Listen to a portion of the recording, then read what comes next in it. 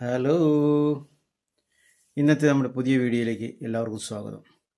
ഇന്ന് ഞാൻ നിങ്ങൾക്ക് പരിചയപ്പെടുത്തുന്ന വീഡിയോ തണുപ്പ് കാലം അഥവാ മഞ്ഞുകാലം വന്നു കഴിഞ്ഞാൽ കോഴികളിൽ സ്ഥിരം കാണുന്ന ഒരു അസുഖമാണ് ശ്വാസം മുട്ട്, വലിവ്, തൂങ്ങി നിൽക്കൽ, വെള്ളക്കാട്ടുവിടൽ. ഇതെല്ലാം സ്ഥിരമായി ഇങ്ങനെ കണ്ടുവരുന്ന ഒരു അസുഖമാണ്.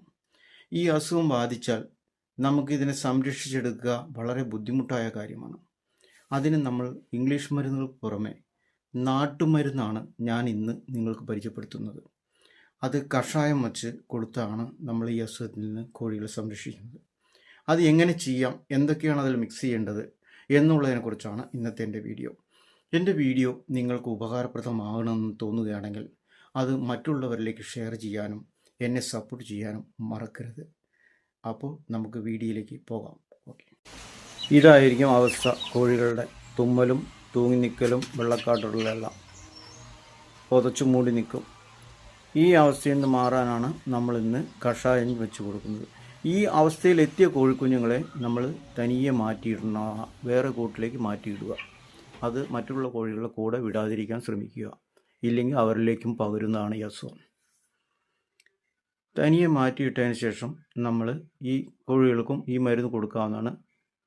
ഇതാണ് നമ്മൾ കൊടുക്കേണ്ട രീതി. തുളസി ഇല, ചെറുള്ളി, വെളുത്തുള്ളി, ഇഞ്ചി, ഇത്രയും സാധനങ്ങൾ ചതച്ച് നമ്മൾ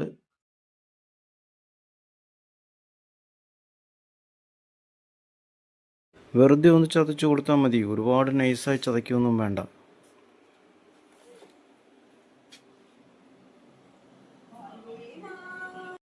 വെള്ളത്തിലിട്ടത് അടുപ്പിൽ വയ്ക്കുന്നു. വെള്ളം തിളയ്ക്കാറാവുന്നതിന് മുമ്പ് ആടലോടകത്തിൻ്റെ